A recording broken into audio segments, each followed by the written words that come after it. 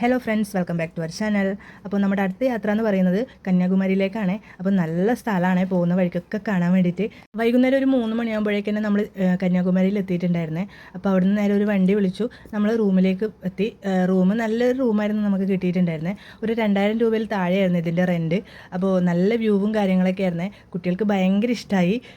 നല്ലൊരു അടിപൊളി റൂം തന്നെയായിരുന്നേ. കാരണം നല്ല വ്യൂ പോയിൻ്റൊക്കെ ഉള്ളതായിരുന്നു. ഒരു ചർച്ചൊക്കെ ഉണ്ടായിരുന്നേ.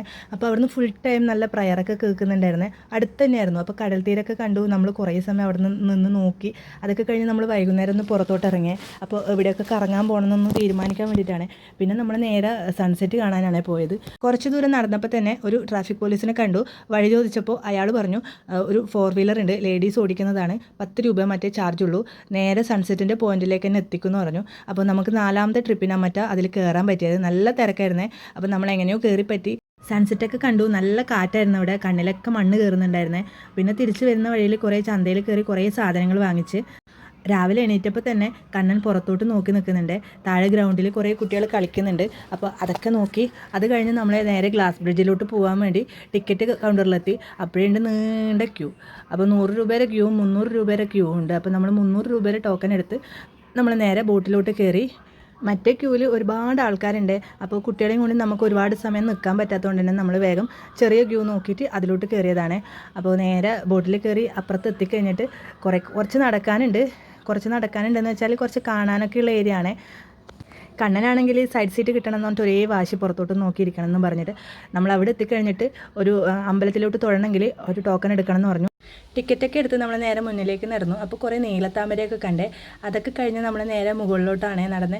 ചെരുപ്പ് ഊരി വെച്ചിട്ട് വേണം നടക്കാൻ വേണ്ടിയിട്ട്. കന്യാകുമാരി ദേവി, അതായത് നമ്മുടെ പാർവതി ദേവി ഇവിടെ തപസ് അനുഷ്ഠിച്ചതായിട്ട് വിശ്വസിക്കുന്നുണ്ട്. കരയിൽ നിന്ന് ഏകദേശം ഒരു 500 മീറ്റർ ദൂരത്തായിട്ടാണ് നമ്മുടെ വിവേകാനന്ദ പാറ സ്ഥിതി ചെയ്യുന്നത്. 2 പാറകളിൽ ഒന്നിലാണ് വിവേകാനന്ദ സ്വാമി ധ്യാനത്തിനിരുന്നത്.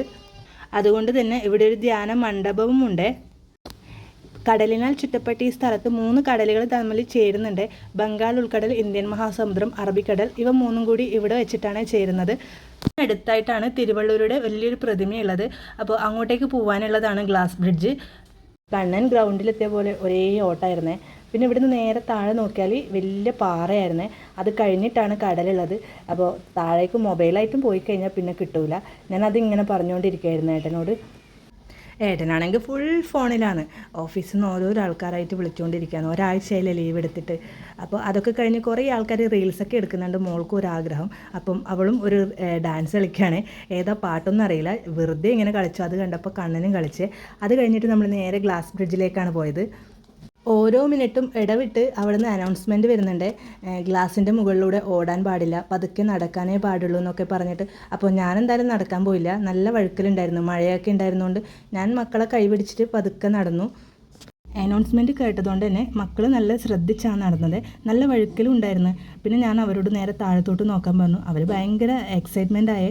താഴെ കടൽ പോകുന്നു, മുകളിലേക്കൂടെ നമ്മൾ നടക്കുന്നു. അതൊക്കെ അവർക്കൊരു അത്ഭുത കാഴ്ച തന്നെയായിരുന്നേ.